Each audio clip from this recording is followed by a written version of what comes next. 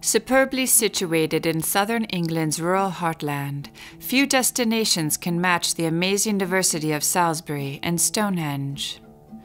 Known as a city in the countryside, the magnificent medieval town of Salisbury has an incredible history.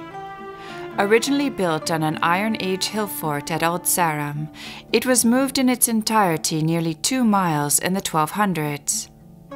A fine example of a planned medieval town, Salisbury has largely preserved its original layout. Historic streets and alleyways, charming half-timbered buildings, traditional English houses, and picturesque shopping streets characterize the city of Salisbury.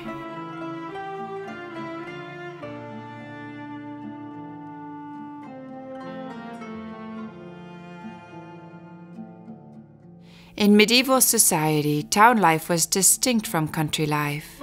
The two were separate, though interdependent, worlds. There were many manifestations of rural life in the city: gardens, herds of livestock, even farms within the city walls. Yet townsmen saw themselves as distinct from country folk, and country folk viewed the cities with suspicion and envy. Towns were much smaller than modern cities, numbering generally only a few thousand people.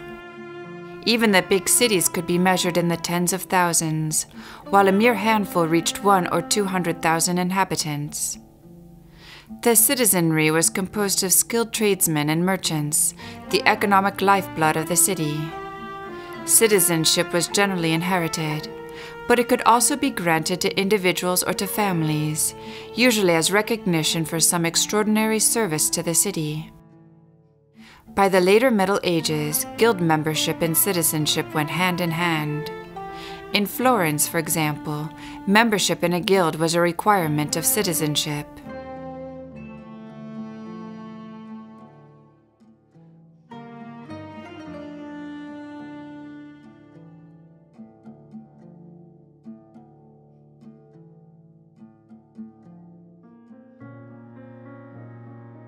Salisbury has held markets regularly since 1227, and nowadays holds a market on Tuesdays and Saturdays.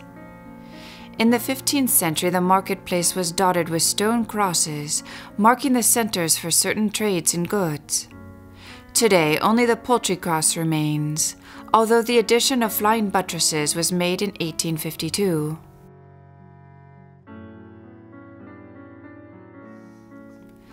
One of the reasons that the town was moved in the 12th century is that the current location has an abundance of water. Indeed, the history of Salisbury has been greatly influenced by the 5 tributaries of the river that meet at the site: the Avon, Nadder, Wylye, Bourne, and Ebble. The main industries in Salisbury were all dependent on river water. Tanning or leatherworking was one of the more noxious of the trades associated with and located beside river water, and medieval Salisbury had numerous tanners. Salisbury was also a center of cloth making, with a fulling mill dating from 1562.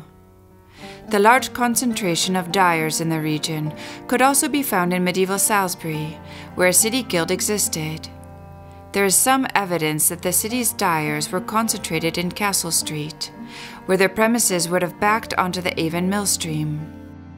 It is assumed that the watercourses running along most streets in Salisbury were also used by dyers. The name of the Avon River comes from the Welsh word Afon, meaning river. It appears that later arrivals to Britain, the Anglo-Saxon Jutes, asked the indigenous people what their local river was called, and were told in their native language that it was a river. The modern city of Salisbury takes great pride in its planted streets and reserves, which provides the urban area with an attractive landscape and balanced environment for the enjoyment of all residents and visitors.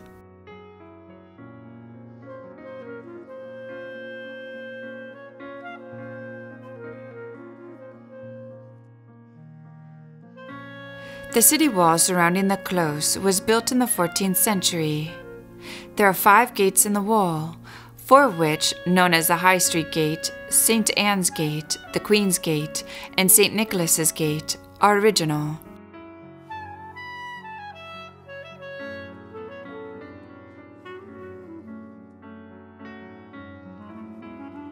Soaring a breathtaking 123 meters into the sky, the spire of the Salisbury Cathedral is visible from every direction, dominating the landscape for kilometers.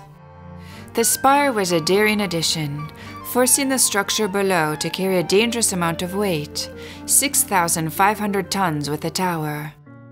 Only a multitude of buttresses, bracing arches, and iron ties have kept it from collapsing over the centuries. The west front of the cathedral was completed in 1255, and the statues were added by 1300. Only 10 of the original medieval sculptures have survived to the present day. 60 statues were added in the Victorian period. They depict a hierarchy of bishops and doctors, saints and martyrs, apostles and evangelists, prophets and patriarchs below Christ in majesty seated at the top. Salisbury is unique amongst medieval English cathedrals, built over the span of just 100 years and with no substantial later additions. It is arguably the finest example of the early English Gothic style of architecture in Britain. A cathedral and castle were built on the hilltop of the original city of Salisbury, Old Sarum, following the Norman conquest in 1066. Relations between the castle authorities and the clergy were uneasy, and by 1200, the bishop made the decision to move. It took another 20 years to obtain permission from both the king and the pope to allow a new cathedral to be built. Legend has it that the site was chosen by where an arrow fired from Old Sarum landed in the meadows below. Work on the new building was begun in 1220, and the cathedral was consecrated in 1258. The cathedral is home to the world's best preserved original Magna Carta, one of the most celebrated documents in English history. It was originally written to resolve a political crisis in medieval England, but its importance has only grown over the centuries. It is now recognized as a foundation stone of liberty of great significance for much of the Western world. Built on a human scale and remaining true to their roots, Wiltshire's settlements fit naturally into the surrounding landscape. The Stonehenge site is part of a larger complex of monuments that lie to either side of the nearby River Avon. The National Trust protects large areas of the countryside throughout Wessex and ensures free open access to all of it. Stonehenge is one of the best known and yet most enigmatic prehistoric sites in the world. Over the centuries, there has been intense debate about the significance and uses of Stonehenge. It is undoubtedly the focal point of a landscape filled with prehistoric ceremonial and burial structures. It also represented an enormous investment of labor and time. A huge effort and great organization was needed to carry the stones tens and sometimes hundreds of kilometers by land and water, and then to shape and raise them. Only a sophisticated society could have mustered so large a workforce and produced the design and construction skills necessary to build Stonehenge and its surrounding monuments. Stonehenge's orientation in relation to the rising and setting sun has always been one of its most remarkable features. Yet it remains uncertain whether this was because its builders came from a sun-worshipping culture, or because, as some have asserted, the circle and its banks were part of a huge astronomical calendar. Clearly a sacred site, nothing is left to tell us how the stone circle was used. Stonehenge is such a magnificent monument that it would impress no matter where it is. Construction on the great monument began about 5,000 years ago. The famous stones that still stand today were put in place about 4,000 years ago. It evolved from a simple bank and ditch in the Neolithic period to a very sophisticated stone circle, built on the axis of the midsummer sunrise and rearranged several times during the Bronze Age. The first monument at Stonehenge was a circular earthen bank and ditch called a henge, which can still be seen. Unlike other henges, the ditch lies outside rather than inside the bank. Also part of this phase is the northeast entrance aligned on the midsummer sunrise. Of the same date is a ring of Aubrey holes inside the bank, named after John Aubrey, who discovered them. Some of these holes held cremated human remains.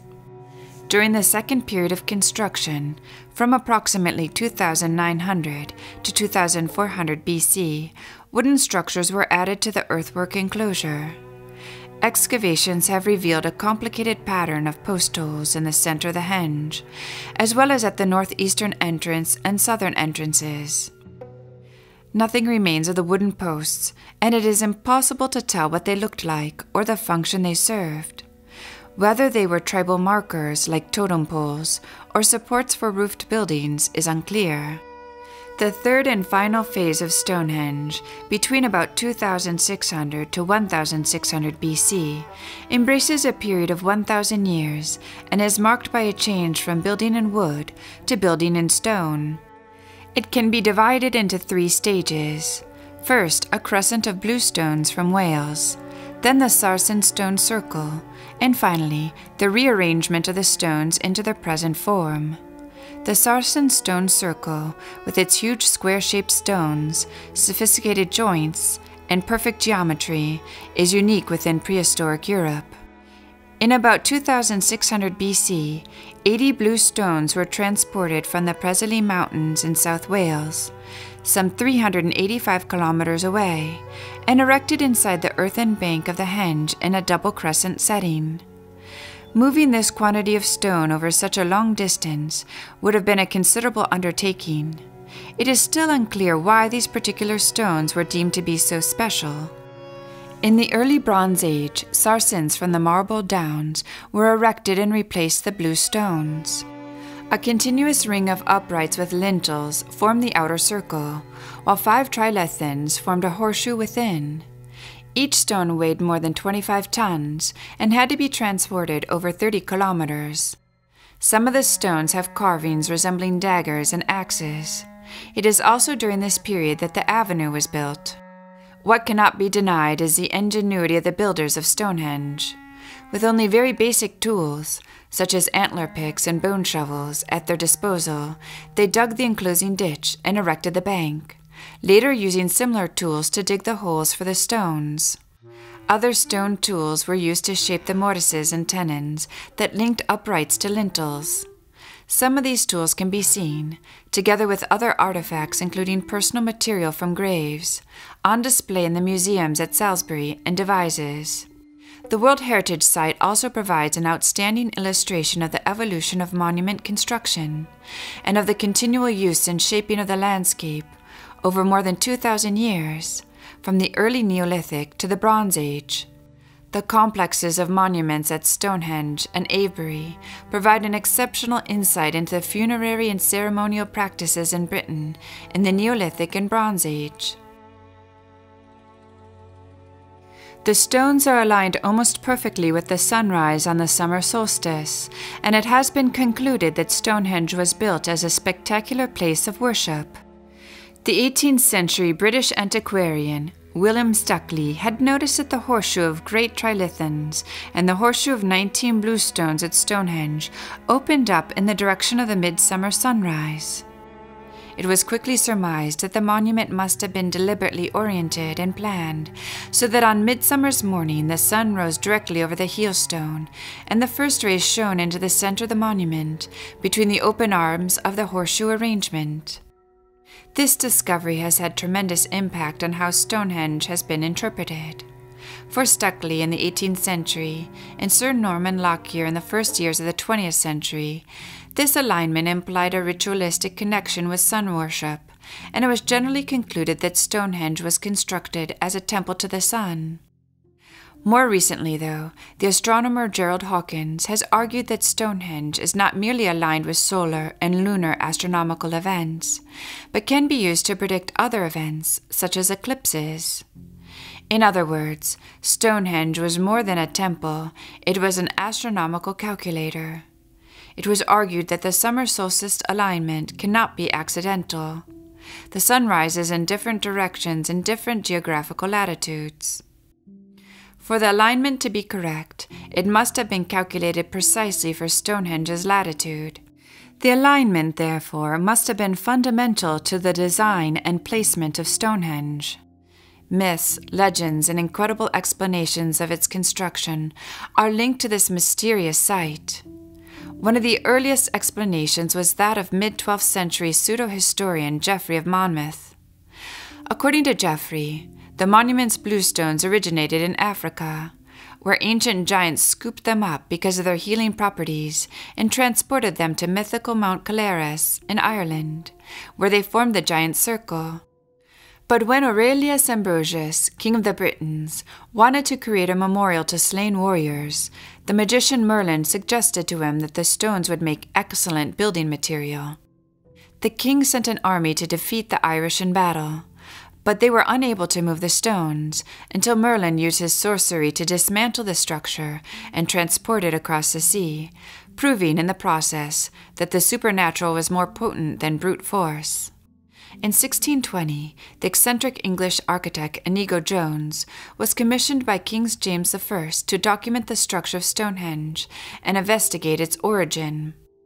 In 1655, 3 years after Jones's death, his son-in-law and assistant John Webb published a book supposedly based upon notes left behind by the architect. The book depicts Stonehenge as the ruins of a Tuscan-style temple built by the Romans during their occupation of Britain in the 1st through 5th centuries AD to venerate Celes, the Roman god of the sky. Sir John Lubbock, the influential mid-19th century archaeologist who invented the terms Paleolithic and Neolithic, was the first to date Stonehenge as a Bronze Age site, based upon bronze objects found in nearby graves, and the fact that the occupants had been cremated. He also correctly deduced that the monument had been built in stages over a long period. Lubbock also compared and noted similarities between Stonehenge and other monolithic stone structures elsewhere in the world, in particular to Buddhist temples in India. Another theory was provided by Dr. William Stuckley. Stuckley argued that mankind started out with a single universal patriarchal religion, which as it spread was altered and subverted by pagan idolatry, before ultimately being restored by Jesus. By Stuckley's account, England was visited in 460 BC by travelers from the Middle East, possibly Phoenicians, a seafaring people who lived to the north of ancient Canaan, the land conquered by the Israelites. The visitors, who were followers of the ancient Meta religion, founded the pre-Christian Celtic religion of the Druid priests, and built Stonehenge as a place of worship. Stuckley's wildly errant calculation of the monument's age was based on his belief that the builders understood the principles of magnetism and had aligned the monument with the magnetic north, which he assumed oscillated in a regular pattern. As later researchers discovered, Stonehenge was actually far older than the Druids. Stuckley was, however, the first to try to connect Stonehenge's location and design to natural phenomena. Sir Joseph Norman Lockyer, a renowned English scientist and astronomer, developed a theory that the ancient temples were aligned according to the position of the sunrise at the time they were built. In 1901, he wrote a paper in which he assumed that the portion of Stonehenge known as the heel stone had been originally aligned with the summer solstice, and on that basis calculated, incorrectly as we now know, that the monument had been built in 1800 BC.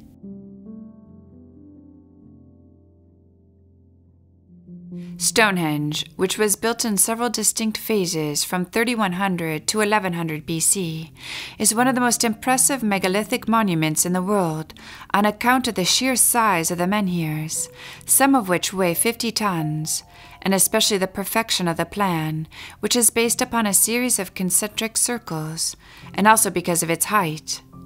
From the third phase of construction on, large lintels were placed upon the vertical blocks, thereby creating a type of bonded entablature. The architectural qualities are highlighted by the use of two different materials: irregular sandstone blocks, called Sarsen, quarried in a plain near Salisbury, and the blue stones quarried about 200 kilometers away in Pembroke County.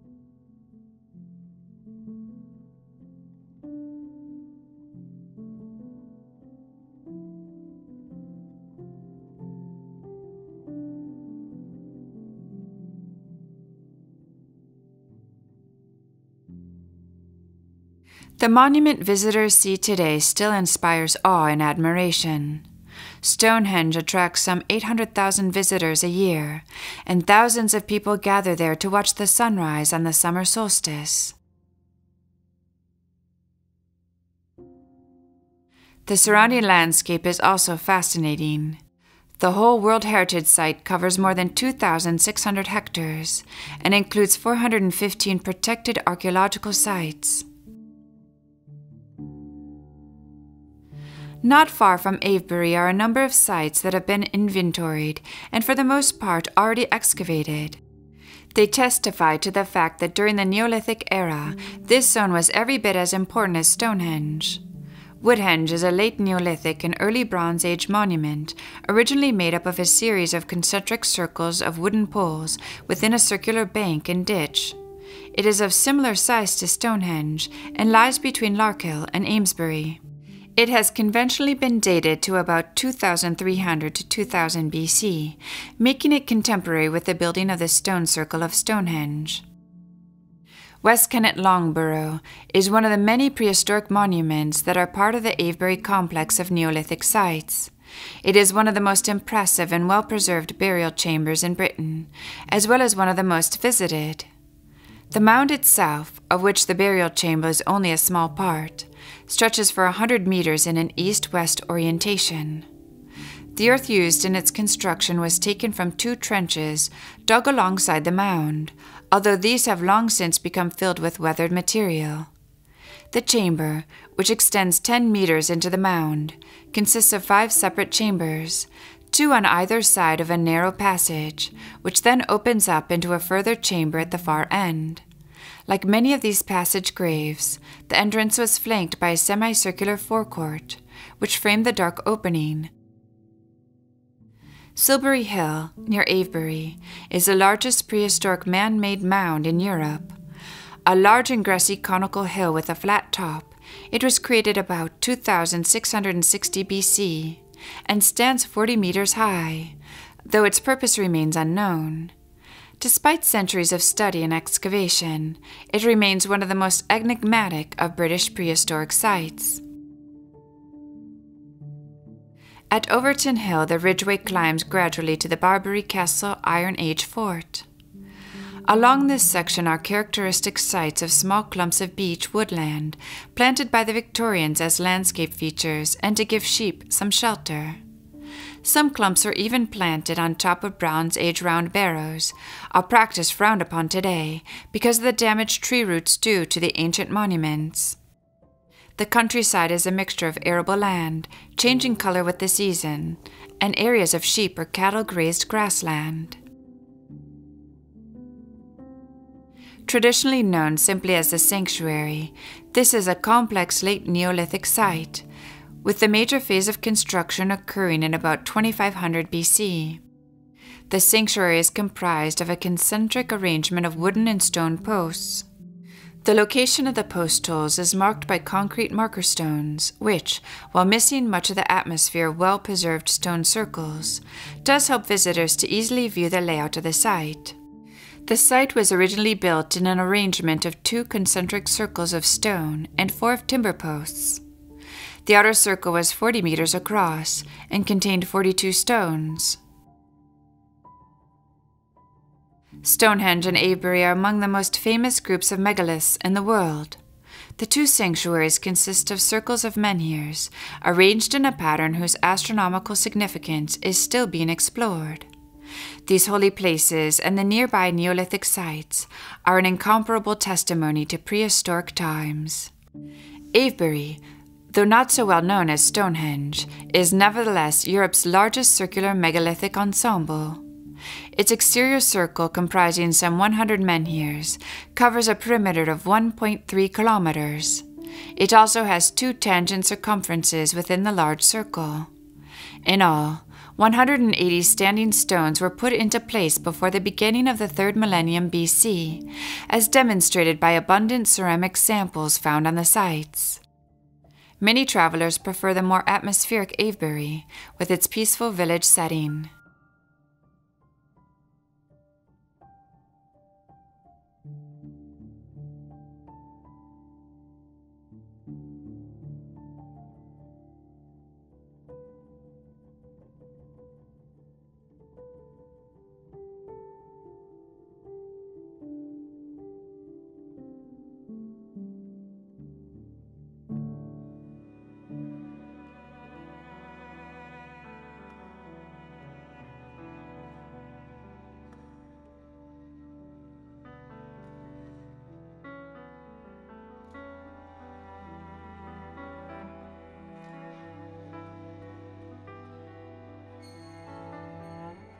The Avebury Parish Church was significantly enlarged in the late 12th century, which was about the same time as a church revival that finally suppressed the lingering pagan beliefs that had survived until then.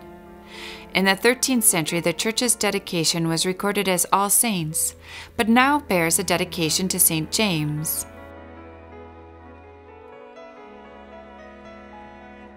Avebury is part of a wider complex of Neolithic and Bronze Age monuments, with many other ritual sites in English heritage care. This extraordinary assemblage of sites seemingly formed of huge sacred landscape, whose use and purpose can still only be guessed at. Avebury and its surroundings have, together with Stonehenge, achieved international recognition as a World Heritage Site.